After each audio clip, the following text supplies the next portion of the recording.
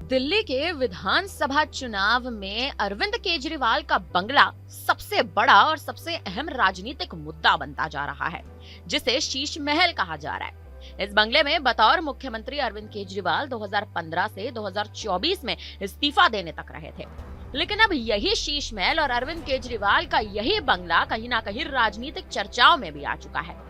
जी हाँ, भारतीय जनता पार्टी जहां इसके सहारे अरविंद केजरीवाल की आम आदमी पार्टी वाली छवि को तोड़ने की कोशिश में लगातार जुटी हुई है, तो आम आदमी पार्टी अब अपने बचाव में प्रधानमंत्री आवास को ढाल बना रही है। आपको बता दें कि भारतीय जनता पार्टी, कांग्रेस और आम आदमी पार्टी के सभी नेता इन दिनों शीश महल से जुड़े आरोप प्रत्यारोप पे जुटे हुए हैं। कोई कहता है कि अरविंद केजरीवाल के शीश महल की जांच करवाई जाए, तो आम आदमी पार्टी सामने से आरोप प्रत्यारोप का जवाब देती भी नजर आती है। सोशल मीडिया, टीवी चैनल्स और तमाम अखबारों की सुर्खियों में लगातार शीश महल का शोर है। लेकिन ऐसे में सवाल यही है कि आखिर इस बंगले को शीश महल क्यों कहा जाता है। भारतीय जनता पार्टी और कांग्रेस के सभी नेताओं के मुंह से आम आदमी पार्टी के इस शीश महल का नाम लगातार सुनने में आ रहा है, लेकिन ये नाम कहीं ना कहीं आपको बता दें कि खुद आम आदमी पार्टी ने नहीं दिया। दरअसल मई 2023 में सबसे पहले ये नाम सामने आया था।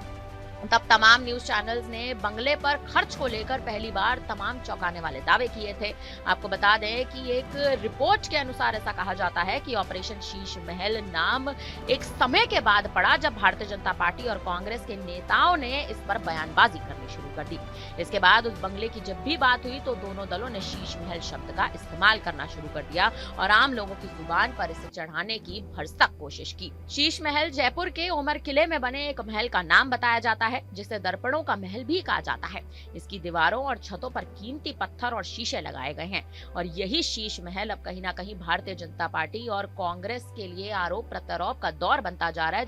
जिन आरोप प्रत्यारोप के दौर में आम आदमी पार्टी को लगातार घेरा जा रहा है। आपको बता दें कि दिल्ली के सिविल लाइंस में 6 फ्लैगस्टाफ रोड में मौजूद इस बंगले में अरविंद केजरीवाल बतौर मुख्यमंत्री रहा करते थे।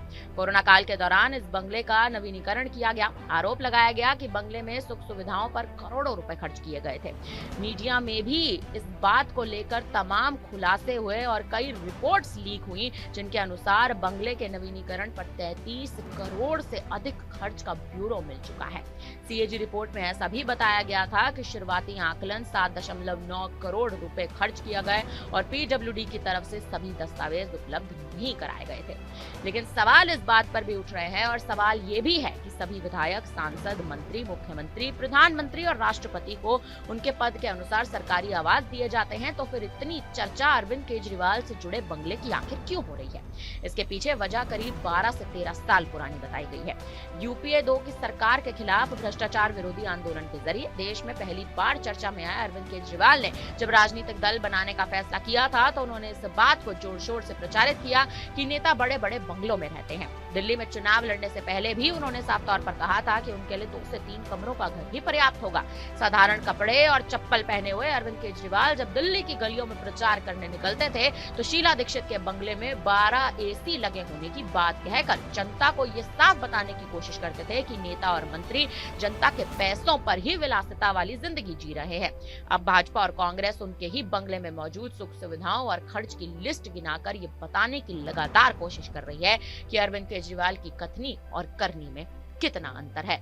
और इसी के चलते अरविंद केजरीवाल का शीश महल लगातार चर्चाओं में बना हुआ है और आने वाले दिल्ली के विधानसभा चुनाव में भी राजनीतिक मुद्दा बनकर लगातार उभर रहा है।